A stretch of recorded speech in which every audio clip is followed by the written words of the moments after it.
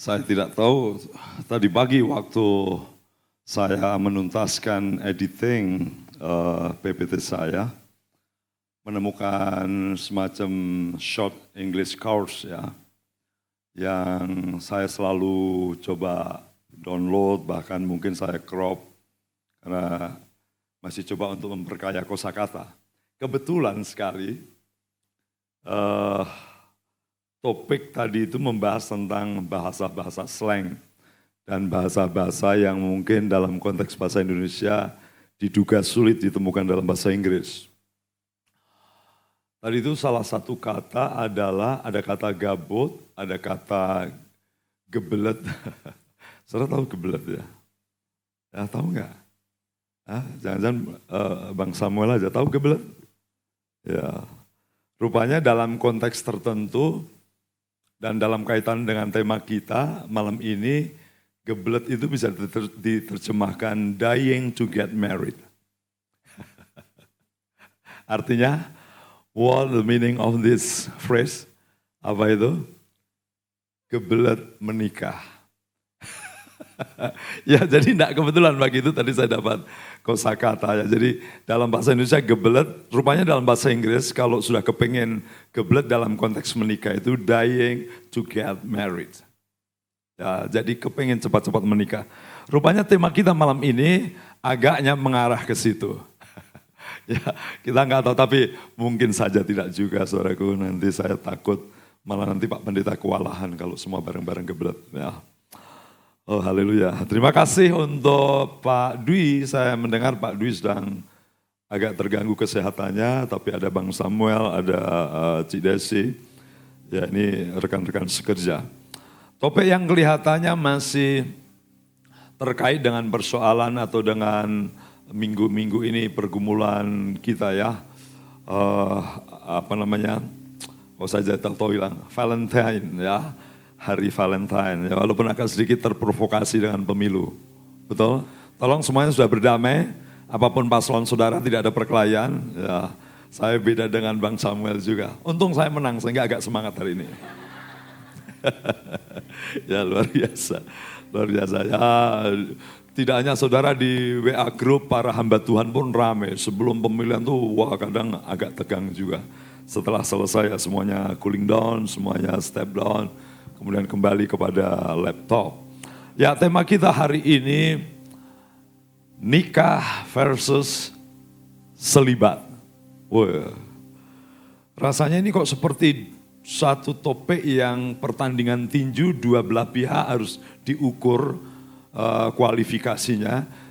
Tapi sebenarnya tidak, kita hanya akan fokus pada persoalan nikahnya. Ngapain selibat kalau nikah itu mulia ya? Jadi makanya saya tidak akan banyak berbicara selibat karena saya menduga dan saya yakin bahwa di sini menurut informasi tidak banyak yang ingin selibat. Bahkan tidak segera tidak banyak, jangan dong sama sekali. Setuju? Setuju? Loh, Pak apa itu selibat? Jangan-jangan nggak tahu ya. Ada yang tahu di sini selibat apa? Hah? Oh kalau begitu saya memborbardir dalam kehambaan, nggak jelas. Jadi teman-teman yang dikasih Tuhan, kita mulai dulu dengan bagian firman Tuhan, Kejadian pasal 1, saudaraku. Sebelum saya lari kepada topik ini, saya mungkin singkat supaya Q&A-nya lebih banyak leluasa. Saya lebih senang talk show, saya lebih senang sharing, saya lebih senang konfirmasi dengan teman-teman, pergumulan, masalah. Hal ini saya kira jauh lebih baik kita mempertajam dalam Q&A, ya, question and answer. Kejadian pasal 1, para runners ya, runners istilahnya. Ingatnya pelari ya, sprinter atau lari estafet. Kejadian pasal 1 ayat 26 sampai 28. Yuk kita buka bagian firman Tuhan. Setuju semuanya? Siap? Amin. Ini kok kayak mau dinikahkan saudara. Siap semuanya? Oke, good. Mari kita baca, saya baca, saudara cermati. Berfirmanlah Allah. Baiklah kita menjadikan manusia menurut gambar dan rupa kita, supaya mereka berkuasa atas ikan-ikan di laut dan burung-burung di udara, dan atas ternak dan atas seluruh bumi, dan atas segala binatang melata yang merayap di bumi. Maka Allah menciptakan manusia itu menurut gambarnya. Menurut gambar Allah diciptakan dia laki-laki dan perempuan diciptakannya mereka. Allah memberkati mereka, lalu Allah berfirman kepada mereka, beranak cuculah dan bertambah banyak, penuhilah bumi dan taklukkanlah itu, berkuasalah atas ikan-ikan di laut dan burung-burung di udara dan atas segala binatang yang merayap di bumi. Saya lompat di ayat 24-25, sebab itu seorang laki-laki akan meninggalkan ayahnya dan ibunya bersatu dengan istrinya, sehingga keduanya menjadi satu daging. Mereka keduanya telanjang, manusia dan istrinya itu, tetapi mereka tidak merasa malu. Amin. Di zaman di mana terjadi pergeseran tentang relasi antara heterogender, laki-laki dan perempuan, bukan hanya pergeseran pernikahan, tetapi nilai dan maksud pernikahan, tetapi juga pergeseran dalam hal mungkin attitude-nya. Orang makin gak jelas apakah orang real pure laki-laki atau real pure perempuan. Itu masalah. Bisa dibayangkan salah satu bidang pergumulan yang luar biasa dalam dunia sosiologis adalah perkembangan relationship antara laki-laki dan perempuan. Tidak hanya menikah, tetapi dalam hal bersatu, berkumpul, luar biasa. Kita tahu persis movement dari LGBT sudah luar biasa. Artinya bahwa topik tentang ini, topik yang sangat penting. Ketika kita bicara persoalan nikah, kita bicara ekses-ekses dan implikasi yang makin rumit. Dan hari ini kita akan kembali kepada firman Tuhan. Karena beberapa minggu yang lalu berbicara tentang pasangan seimbang, betul, tentang cinta. Ya. Hari ini kita berbicara tentang nikah. Tapi saya mulai klarifikasi dulu polarisasi perbedaan yang disebut sebagai versus. Apa itu selibat? Sekali lagi saya hanya ingin memberikan tahu sesingkat, lalu kita tinggalkan itu karena memang kontradiksi dengan dalil nikah. Apa itu selibat? Simpel. Selibat pada dasarnya adalah orang yang komitmen untuk tidak berhubungan seksual. Ya, tidak sekedar tidak menikah, tetapi porosnya adalah tidak mau mengekang diri untuk tidak mau berhubungan seksual. Dan sebenarnya istilah ini paling kuat dan paling dekat dengan konsep agama yang dekat dengan kekristenan. Kata selibat punya gagasan rohani. Bahwa orang yang berkomitmen orang yang tidak berhubungan dan tidak mau berhubungan seksual dalam rangka untuk memberikan dirinya bagi pelayanan Tuhan. Jadi dalam hal tertentu memang selibat tidak berarti negatif, tapi sebuah komitmen untuk tidak berhubungan seksual. Bukan hanya tidak menikah, tapi tidak berhubungan seksual bertara supaya bisa memberi hidup bagi Tuhan. Jadi ada semacam konsep teologis yang memberikan kekayaan makna selibat. Jadi selibat tidak sekedar aku mau membujang, aku mau jomblo kekal, ya bukan jomblo permanen. Pokoknya saya tidak mau ada pasang dalam. Bukan hanya itu, tapi stressingnya pada mengekang diri untuk tidak melakukan hubungan seksual demi pekerjaan Tuhan. Dengan demikian kita tinggalkan, bukan? Ya. Saya berharap nanti mungkin tidak banyak dibahas karena saya melihat wajah saudara tidak ada yang komitmen di sini. Ya, nampaknya wajahnya akan lebih berorientasi kepada menikah. Teman-teman yang dikasihi Tuhan, ya di beberapa suku di Afrika ada alasan mengapa orang menikah. Alasan yang paling utama adalah pernikahan itu seperti sebuah pertanian. Di mana di pertanian itu diberikan benih-benih tumbuhan supaya penuh dengan tumbuh-tumbuhan dan produktif. Jadi pernikahan sekedar hanya melahirkan, mengeluarkan, memproduksi manusia baru. Apa itu firman Tuhan? Apa itu kebenaran firman Tuhan? Saudaraku dikasihi Tuhan, firman Tuhan memberikan kekayaan yang luar biasa. Tapi mungkin saya mulai dengan pertanyaan dulu ya. Barangkali ini juga menjadi alasan banyak orang menikah. Kebanyakan orang berkata, karena saya mencintai maka saya menikah. Mana yang benar? cinta menyebabkan pernikahan, ya, atau karena menikah saya bercinta. Agak membuat linglung gitu ya. Karena bercinta maka menikah, atau karena menikah maka bercinta. Mana yang benar? Wah Pak, dua-duanya benar juga. Tapi sebenarnya saya kira persoalannya adalah bukan sekedar bercintanya, karena menarik bahwa Alkitab pada bagian-bagian penciptaan tidak membahas percintaannya, bukan berarti nggak ada, tetapi membahas pernikahannya. Kalau mau bicara percintaannya di mana? Di Kidung Agung. Ya, karena memang yang paling utama kita harus perhatikan adalah pernikahan itu sendiri. Apa sih pernikahan itu? Ya. Apa maksud Tuhan? What is the purpose of God about marriage? Apa maksud Tuhan berkaitan dengan pernikahan? Tidak bisa tidak, dua bagian firman Tuhan, Kejadian 1 dan 2, itu penting banget.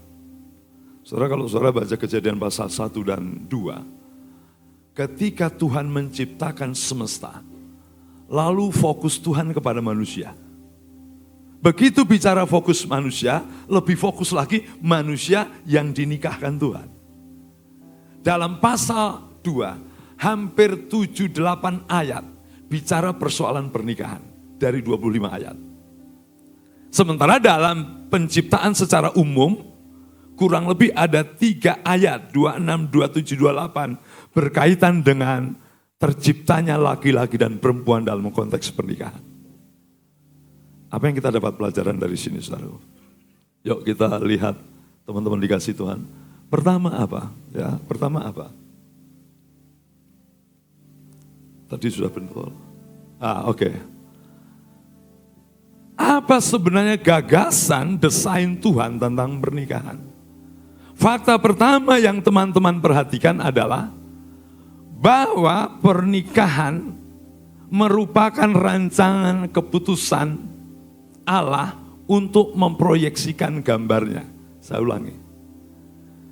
Jadi pernikahan terjadi bukan sekedar demi manusia, tetapi atas kehendak dan ketetapan Allah, supaya melalui pernikahan itu, lihat baik-baik, rancangan dan proyeksi gambar dan rupa Allah dinyatakan. Saudara perhatikan tadi ya. Maka Allah menciptakan manusia menurut gambar dan rupanya. Menarik? Menurut gambar dan rupanya, kata manusia tadi tunggal. Menarik sekali, ini saya kagum dengan ayat. Maka Allah menciptakan manusia single. Ya, kata itu single. Lalu kemudian menciptakan manusia itu menurut gambarnya, menurut gambar Allah yang single tadi, kata manusia umum, diciptakan laki-laki dan perempuan. Baru misteri yang satu, ada 2. Menarik ini ya, menarik sekali. Nanti akan ada kaitannya dengan pasal 2. Tapi yang saya akan tegaskan, pertemuan laki-laki dan perempuan dalam konteks pernikahan ternyata salah satu kepentingannya adalah gambar dan rupa Allah terpancarkan, terproyeksikan. Satu kebenaran pertama yang saudara harus dapatkan dan saudara harus garis bawahi. Jadi menikah bukan sekedar efek dari bercinta. Menikah bukan sekedar akibat gejolak cinta yang mana tahan. Ya, daripada masuk tahanan segera menikah.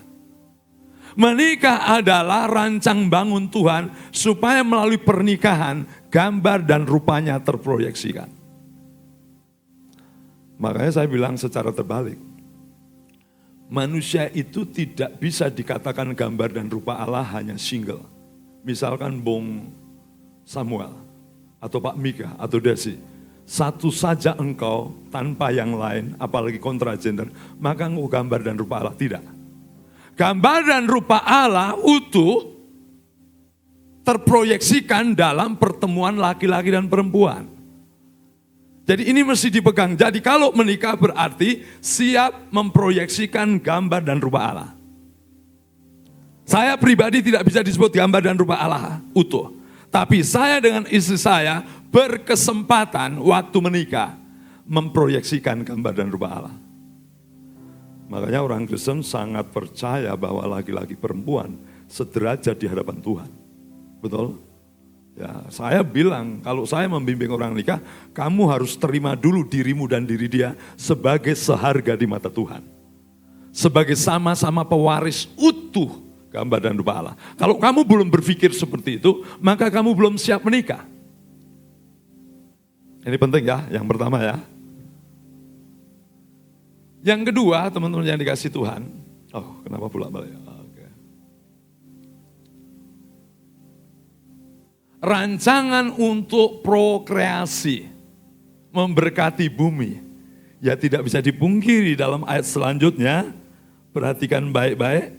Ayat 28. Allah memberkati mereka, gambar dan rupanya diberkati, jadi sangat spiritual. Pernikahan Kristen adalah spiritual. Pernikahan Kristen adalah proyeksi gambar dan rupa Allah. Tidak boleh orang main-main di situ. Nah, harus dimulai dengan sikap itu. Yang kedua, Allah memberkati mereka. Beranak cuculah dan bertambah banyak. Ya, ini yang kedua ya. Menikah, proyek apa maksud Tuhan? Proyek prokreasi. Ya, menurunkan manusia. Makanya di pasal 4, pasal 3 kalau nggak salah, maka mereka menurunkan gambar dan rupa Allah. Kalau teman-teman bisa perhatikan di pasal 5, saudara yang dikasih Tuhan, ayat 3 misalkan, setelah Adam hidup 130 tahun, ia memperanakan seorang laki-laki menurut rupa dan gambarnya, lalu memberi nama Set kepadanya. Lihat, ya generik. Adam dan Hawa gambar dan rupa Allah, anak-anaknya gambar dan rupa Adam. Jadi menikah adalah proyek prokreasi. Memberkati, memenuhi dunia ini. Cuma nanti jadi pertanyaan. Loh kalau begitu KB salah Pak. Ini yang memperhambat atau memperlambat pemenuhan bumi. Wah kalau betul itu diikuti Pak maksud pernikahan, maka saya kira manusia bisa hidup kayak sosis didirikan. Seandainya tidak ada kematian, tidak ada perang ya. Tidak ada orang hilang atau orang merosot, tidak mati. Apakah mungkin dunia ini seandainya tidak jatuh dalam dosa, barangkali manusia sudah padat kayak padi ditumpuk-tumpuk ya, tidak bisa tidur terlentang, semua berdiri. Ya kita tunda dulu ya. Tapi nggak bisa dipungkiri saudaraku, maksud pernikahan adalah arena di mana laki-laki dan perempuan menjadi pelanjut gambar dan rupa Allah yang memenuhi bumi. Artinya kalau di dunia ini dipenuhi orang-orang gambar dan rupa Allah, maka dunia ini dipenuhi kemuliaan Allah. Itu sebabnya prinsip saya, prokreasi bukan sekedar ternak anak, tetapi memancarkan kemuliaan Tuhan. Jangan keliru ya. Jadi beranak ini bukan sekedar, saya supaya banyak rakyat. Tidak. Tapi jelas menurunkan gambar dan rupa Allah dan itu berarti berkat. Nah itu penting. Jadi kalau punya anak juga nanti ya di sini mungkin Bang Samuel yang sedang siap-siap ya. Ini bukan sekedar menambah jumlah penduduk. Jangan lupa dalam konteks pernikahan saya pengen punya anak, saya kepingin gambar dan rupa Allah mengalir. Amin. Amin. Jadi jangan berpikir untuk anak saudara jadi gambar setan. Gambar dan rupa Allah. Nah boleh itu. Ya saya cepat-cepat saya supaya lebih banyak. Yang berikutnya saudaraku. Pernikahan maksudnya adalah rancangan perjumpaan persekutuan laki-laki dan perempuan untuk mengerjakan secara bersama. Saya pakai istilah kooptasi. Kooptasi itu kerjasama dua belah pihak dengan perjanjian dan dengan komitmen. Minggu lalu saya sebelum khotbah biasanya saya coba dengar pengkhotbah sebelumnya. Pak Dwi sudah singgung kata Ezer. Ya, menyiapkan pasangan yang sepadan. Dimulai dengan pergumulan apa? Tidak baik manusia seorang diri. Loh Pak, kan di pasal-pasal awal semua ciptaannya baik. Mengapa kemudian disebut untuk manusia tidak baik seorang diri? Apakah menciptakan manusia itu cacat produk? sehingga perlu ada bantuan. Ya. Memang manusia pada dirinya sempurna, baik. Tetapi pada hubungannya tidak mungkin dia sempurna. Tapi tunggu, jangan mencurigai kesempurnaan Tuhan. Jelas Tuhan menciptakan manusia individu per individu sebelum jatuh dalam dosa, bagus, tidak cacat.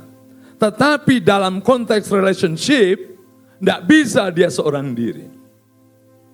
Maka ayat 18, ya, terus apa dikatakan di situ, saudara? Aku akan menjadikan penolong baginya yang sepadan. Equal. Eser itu bukan kata yang meletakkan pembantunya lebih rendah daripada yang dibantu. Tapi sebenarnya dia butuh pertolongan, tapi dia juga penolong bagi wanita. Saudara, luar biasa.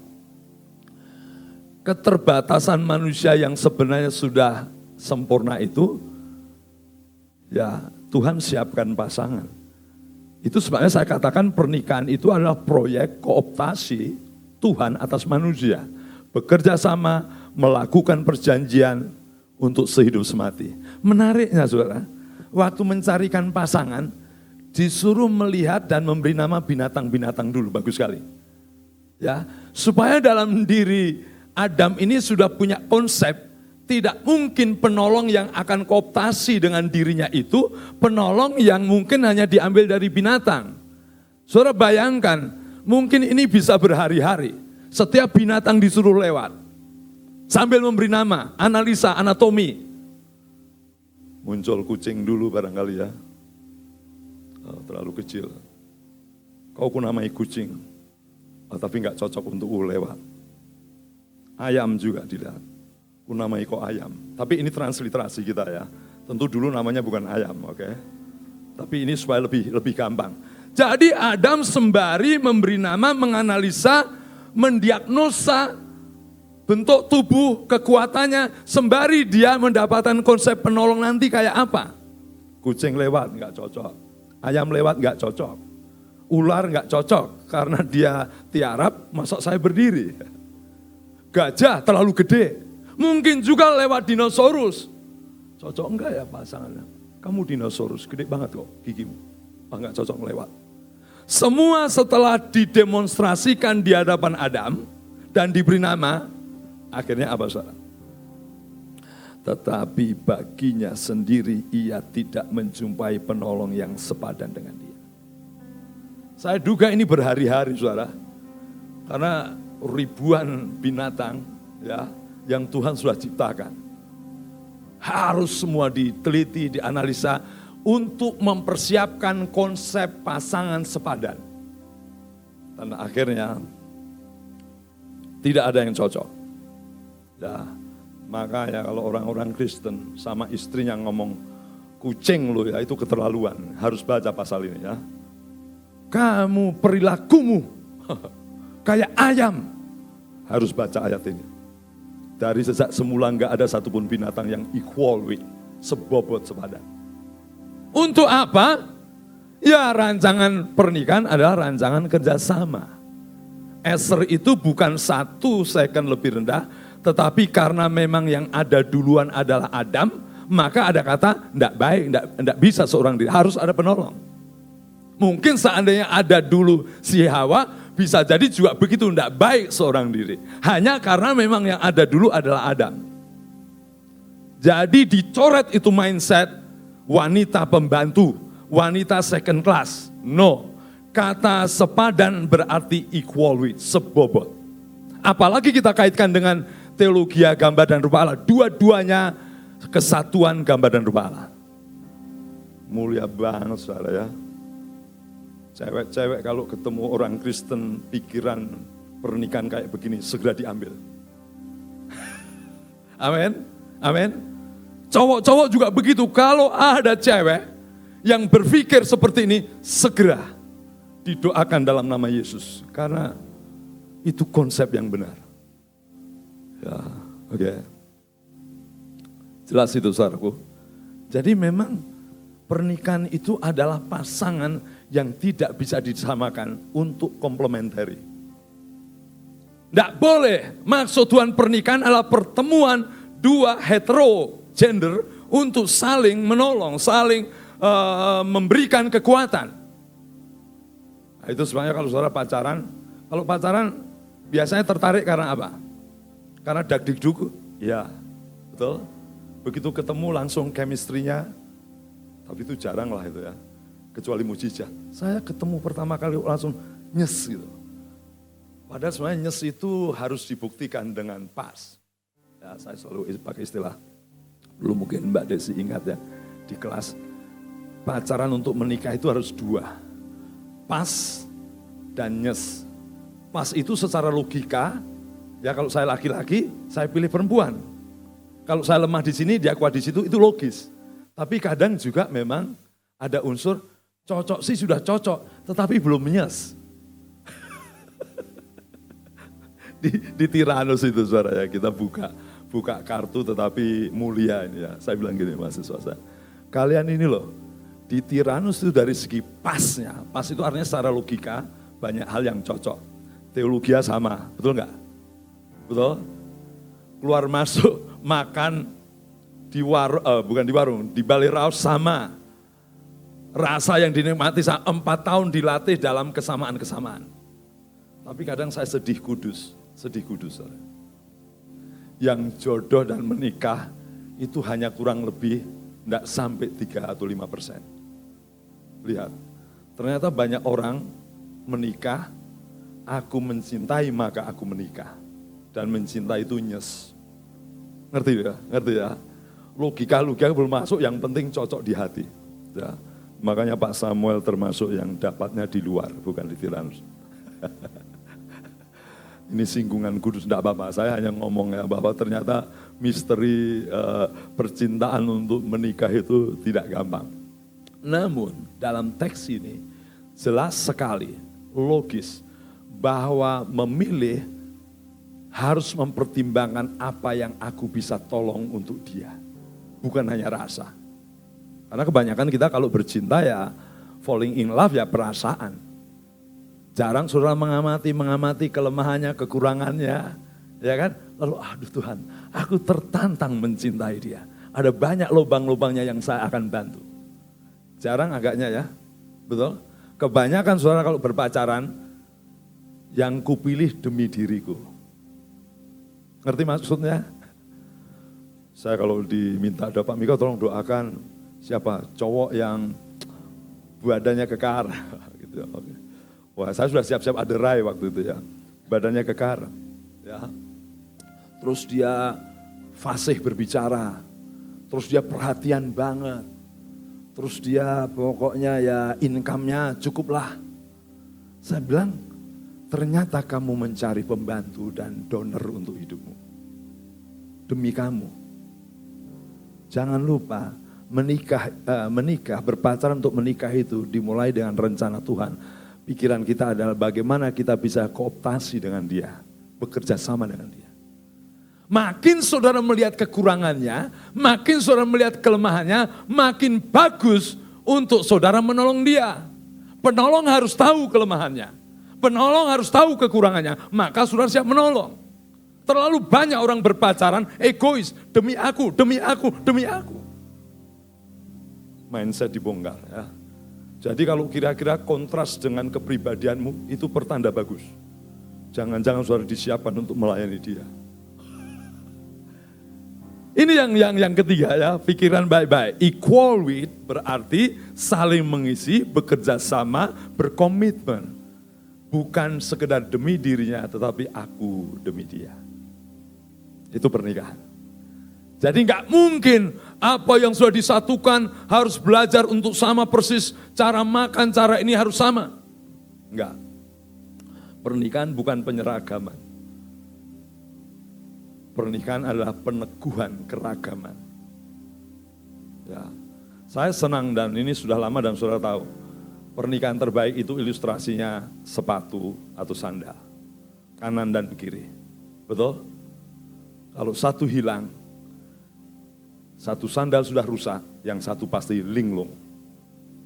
Karena dia kehilangan yang pernah berpasangan begitu lama. Ya. Tidak mungkin sepatu sandal itu kiri semua. Kacau saudara ya. Karena memang itu desain Tuhan yang terakhir. Terakhir, oke, segera akan saya akhiri ya.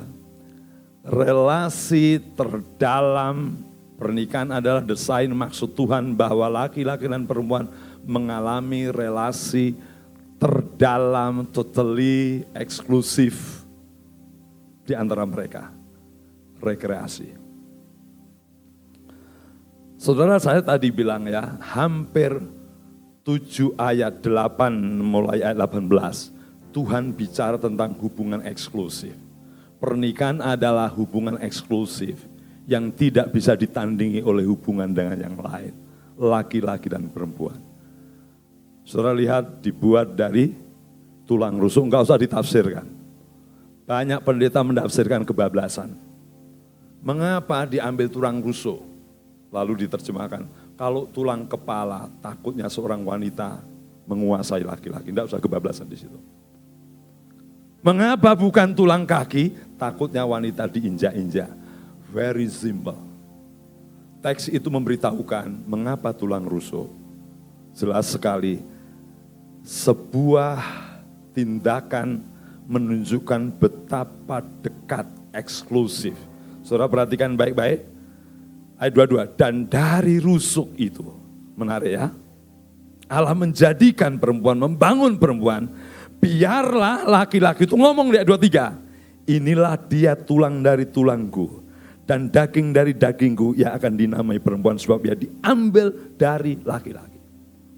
Firman Tuhan hanya menjelaskan betapa lengket dan eksklusif ya, hubungan laki-laki dan perempuan dalam pernikahan. Tidak boleh dikalahkan oleh hubungan apapun. Bahkan di teks berikutnya, laki-laki pun harus meninggalkan orang tuanya. Artinya, pernikahan adalah relasi yang mengalahkan relasi dirinya dengan orang tuanya. Dirinya dengan teman dekatnya, dirinya dengan TTM-nya. Ingat TTM? Ya, teman tapi mesra. Tapi itu saya kira tidak berlaku dalam konteks Kristen. Ya, namanya teman nyerempet bahaya pernikahan itu namanya TTM ya. Tidak ada yang bisa mengalahkan itu. Totally dalam, tidak ada batasan. Itu pernikahan. Waduh, begitu mendengar desain pernikahan begini, hati kita berbunga-bunga ya, pengen cepat menikah ya. Setuju kok saudara. 2 keputusan hidup saya yang paling penting dan saya tidak sesali dan saya paling bersyukur. 1, keputusan menerima Yesus Kristus sebagai Tuhan Juru Selamat. Keputusan kedua apa? Memilih istri saya ya menjadi istri saya. Itu keputusan paling eksklusif. Tidak tergantikan. Ya. Makanya kalau saya mendengar ada orang selingkuh, ada orang meninggalkan, ya toh, sudah menikah 30 tahun, mungkin 10 tahun, tiba-tiba dia bilang, aku ketemu wanita yang lebih baik daripada kamu. Kebodohan tingkat tinggi. Dia sudah membina hubungan 20 tahun dengan istrinya. Sudah eksklusif dalam dan tidak ada batasan. Tiba-tiba ketemu wanita menor sesaat. Langsung berkata, aku ketemu wanita yang lebih peduli daripada. Peduli apanya? Baru ngajak makan bakso, udah peduli. Nggak tahu baksonya pun utang. Betul nggak? Jadi saya selalu melawan perceraian. Keterpisahan mengkhianati purpose, desain keempat tentang pernikahan. Nah, sampai hari ini saya, walaupun ada juga teolog yang setuju boleh cerai kalau dia kalau dia selingkuh atau dia berzina. Ingat ya, Matius pasal 19 itu saya lebih setuju salah satu teolog yang dia berkata, ketika Yesus ditanya mengapa Musa menceraikan dan seterusnya, Tuhan bilang ke Kejadian, semula tidak begitu. Apa yang sudah dipersatukan Allah dengan 4 desain itu tidak boleh dipisahkan. Ya. Tapi mengapa dia menceraikan? Karena kekerasan hatimu. Lihat, Yesus tegas banget. Kemudian Yesus bilang, ada kata kecuali berzina, ini terjemahnya seringkali agak tidak terlalu pas. Kata itu sebenarnya me, artinya tak terkecuali berzina sekalipun. Mohon maaf, ini saya bisa ditentang juga, banyak teolog yang gak setuju. Tapi saya merasa kalau pernikahan itu desain Tuhan, bahkan sebobrok apapun pasangannya, tetap harus diterima. Kecuali minggat sendiri, tahu minggat? Bahasa Jermannya, minggat. Tetapi firman Tuhan jelas, bahkan berzina sekalipun. Mengapa? Yesus waktu itu sedang menghadapi latar belakang dua aliran Hillel dan Shammai. Saya lupa yang satu mana, yang satu hanya gara-gara makanan tidak cocok boleh bercerai. Yang satu lebih tegas, kalau berzina, kalau mungkin berselingkuh. Yesus dalam konteks meng-KO dua tafsiran itu. Atas kejadian pasal 1. Sehingga saya lebih setuju, maksud Tuhan, bahkan seandainya dia berzina sekalipun, jangan bercerai. Oke, tinggalkan itu. Bapak Mika di situ sudah berat, itu nanti saja. Oke, saya kembali kepada dalil utama ya. Oke. Lalu kesimpulan kita segera akan saya selesai, saudaraku. Kalau begitu apa ya? Ini refleksi kita teman-teman sekalian ya. Tetap kelihatan ya, disorot ya. Supaya saya bertanggung jawab, tidak hanya ngomong wajahnya kelihatan. Mana wajah orang yang terlalu tegas itu ya. Oke, pertama saudaraku, refleksi. Hormati dan hargai lembaga pernikahan. Karena itu refleksi gambar dan rupa Allah. Itu kudus, itu spiritual. Pernikahan Kristen adalah pernikahan yang layak dihormati dan dihargai. Apapun pergumulanmu, jangan pernah merendahkan kekuatan pernikahan. Ya. Usahamu boleh bangkrut, tapi jangan membuat istrimu bangkrut pulang ke rumah orang tua. Ya. Kedua, saudara berhak untuk menikah dan menikmati. Itu hukum ilahi. Ya, malah saya katakan ini, bukan sebagai pilihan. Menikah itu bukan pilihan. Menikah itu hukum Allah. Jadi saudara bilang, Pak saya memilih untuk tidak menikah, saya memilih menikah. No. Itu adalah dalil hukum spiritual dan hukum alam yang termeterai dalam hidup manusia. Jadi kalau ada orang berkata, saya memilih tidak menikah, itu menyangkali hukum Tuhan. Ngerti saudara? Ngerti? Dong? Wah makin tegang ini saudara. Makin tegang. Jadi saudara, menikah bagi saya adalah desain ketetapan yang Tuhan ciptakan dalam diri manusia. Entah mengapa cinta tidak usah dibikin, cinta sudah bagian dari kehidupan natural yang diciptakan.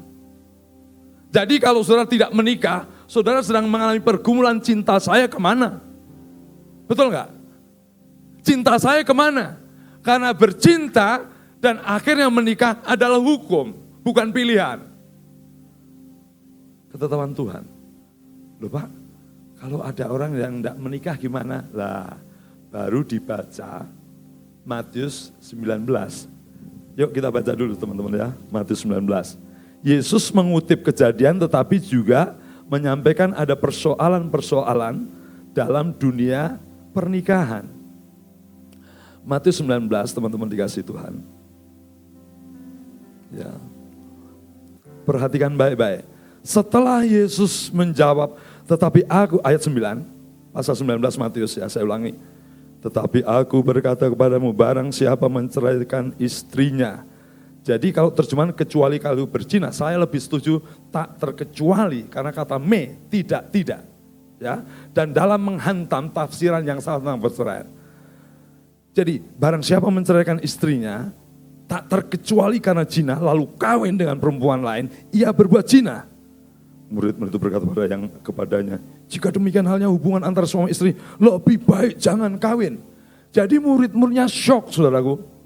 Jawaban Yesus itu mengejutkan, gila ini. Kalau begini caranya lebih baik enggak kawin. Karena takut salah kawin, ya kan? Karena pasangannya suka berzina. Jadi mungkin responnya, kalau begitu enggak harus nikah. Yesus jawab ayat 11. Akan tetapi ia berkata pada mereka, tidak seorang dapat mengerti perkataan itu. Sulit dicerna. Ingat ya, firman Tuhan dan kebenaran Alkitab terlalu sering sulit dicerna. Sulit diterima. Dibilang apa?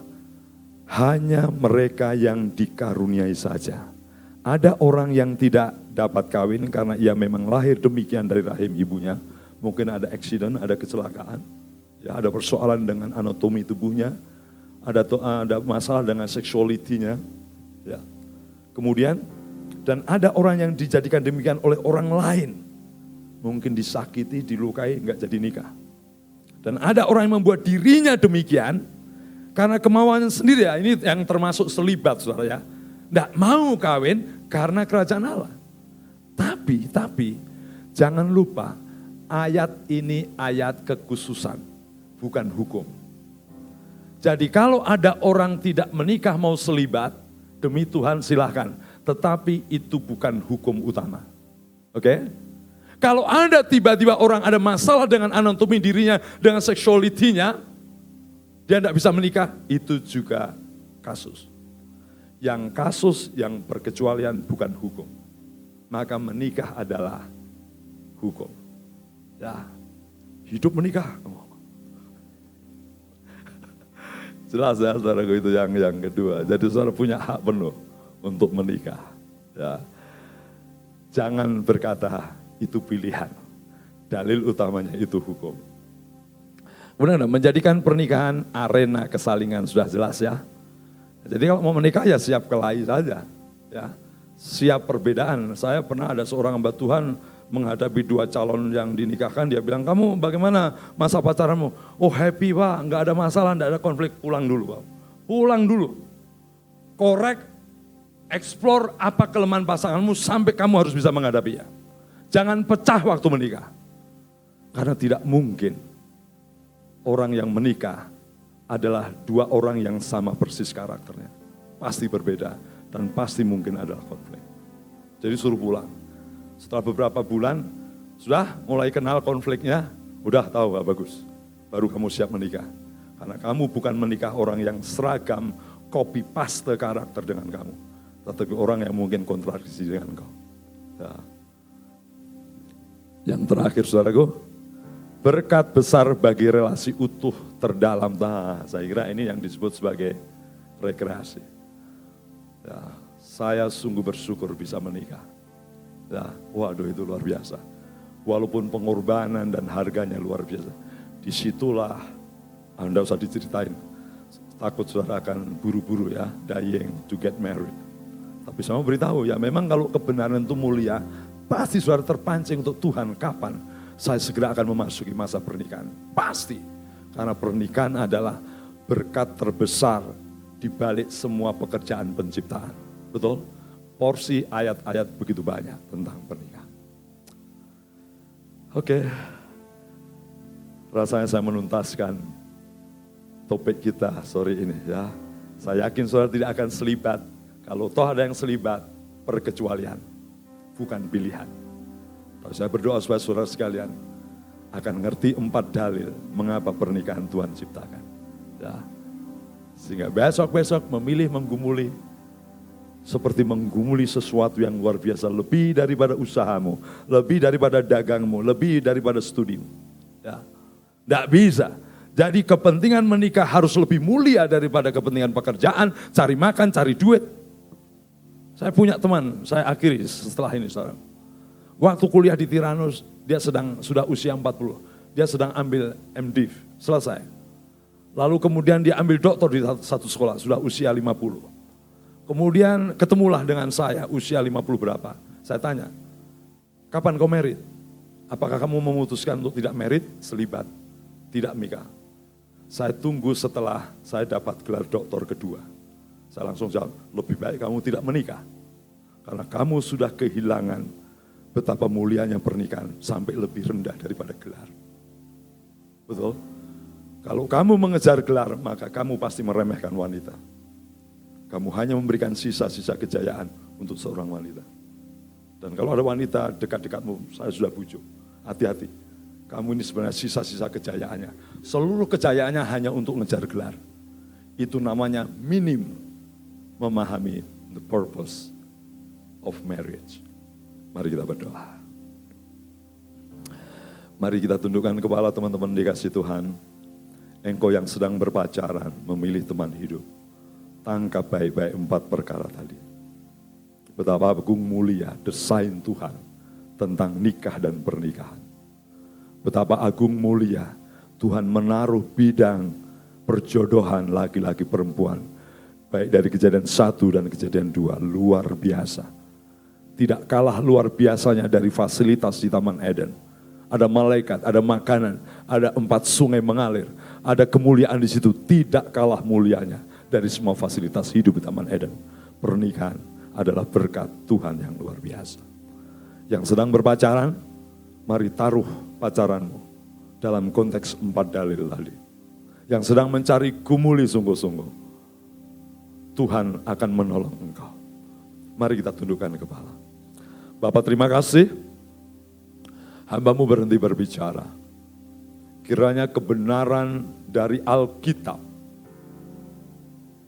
the beginning of marriage design, awal dari desain pernikahan, kami eksplor kembali, kami renungkan kembali, karena itu kuasa yang bekerja dalam hidup setiap orang percaya. Di tengah-tengah banyak kehancuran pernikahan, pernikahan sesama gender, pernikahan yang mungkin tidak menghargai pasangannya, hanya sekedar memproduksi anak, pernikahan yang hanya sekedar mencari pembantu. Kami melihat kemerosotan, devolusi, corruption, depravity atas pernikahan. Kami berdoa supaya pernikahan Kristen tetap menghiasi pasangan-pasangan Kristen. Dalam nama Yesus kami berdoa dan menyerahkan kekuatan dan kuasa firman. Amin.